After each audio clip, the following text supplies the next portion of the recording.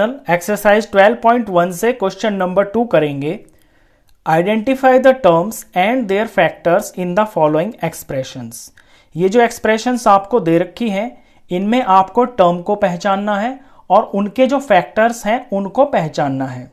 Show the terms and factors bye tree diagram, और terms को और फैक्टर्स को एक ट्री डायग्राम बना के शो करना है।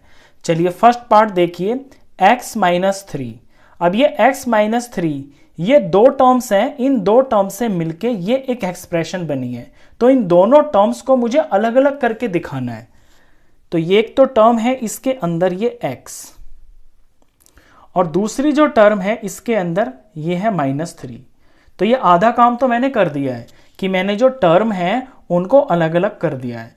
अब मुझे इन टर्म्स के फैक्टर्स भी बताने हैं, यानी ये जो टर्म्स है ना ये किस किस से मल्टीप्लाई होके बनी है। फैक्टर का मतलब ही ये होता है, फैक्टर्स हम उन्हें बोलते हैं जो मल्टीप्लाई होके कुछ रिजल्ट लेके आते हैं। जैसे -3 आया है, अब -3 कब आया है? -3 आया है जब हम -1 को 3 से मल्टीप्लाई करेंगे।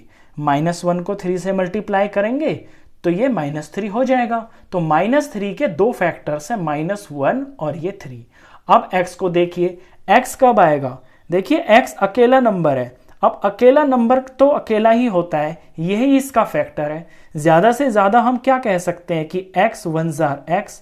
तो कोई अगर अकेला नंबर है, अगर ये अकेला वेरिएबल है तो इसका फैक्टर ये खुद ही है या फिर 1 होगा। तो 1 लिखने की कभी जरूरत होती नहीं है क्योंकि वो ऑटोमेटिक अंडरस्टूड होता है, 1 सबके साथ में होता है मल्टीप्लाई में। तो x का जो फैक्टर है वो सिर्फ x ही है।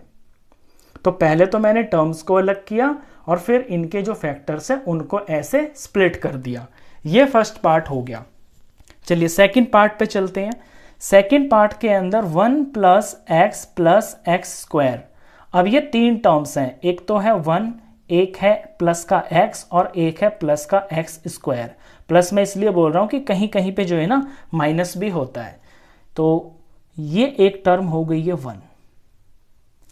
दूसरी टर्म हो गई है इसके अंदर x। अब यहां आपको प्लस लगाने की जरूरत नहीं है क्योंकि प्लस की चीज ऑटोमेटिक प्लस होती है, अंडरस्टूड होता है। अगर उसमें साइन माइनस नहीं लगा होता है तो वो प्लस ही माना जाता है।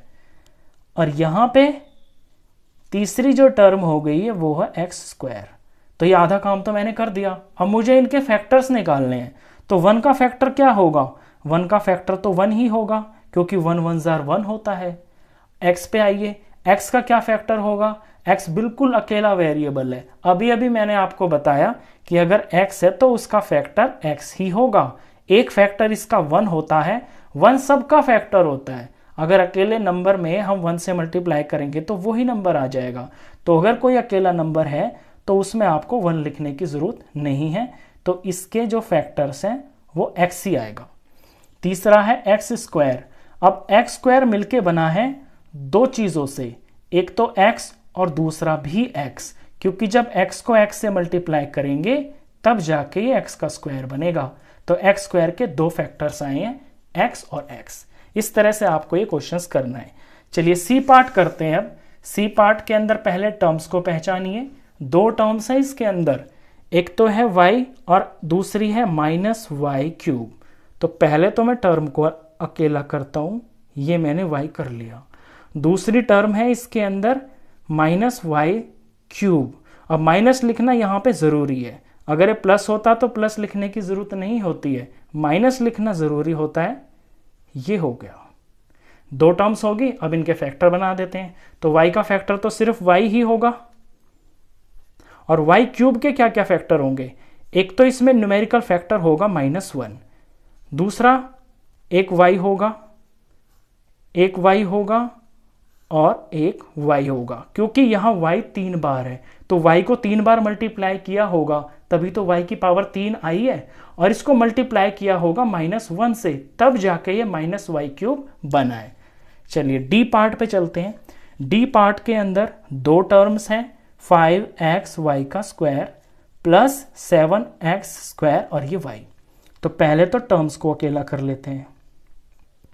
एक टर्म तो हो गई है यहाँ पे 5x और ये y²।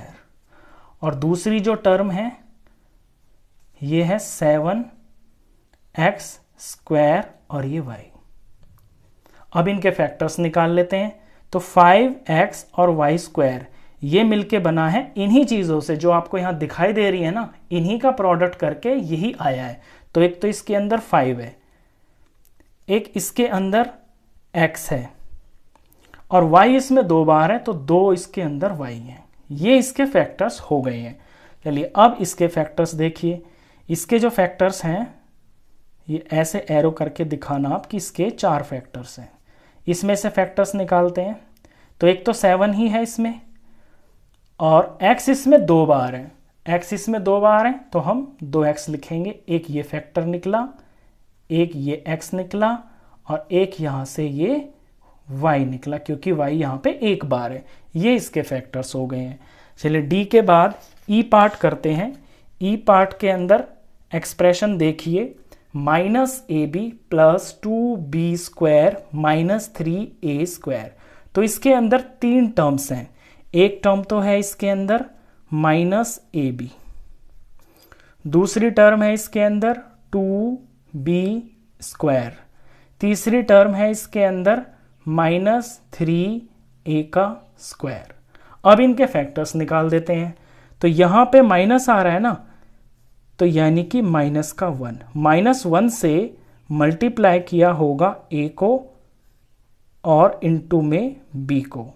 तो इसके ये 3 फैक्टर्स आए हैं, a आया है, b आया है और फिर इनको -1 से मल्टीप्लाई किया होगा तो -ab बना है।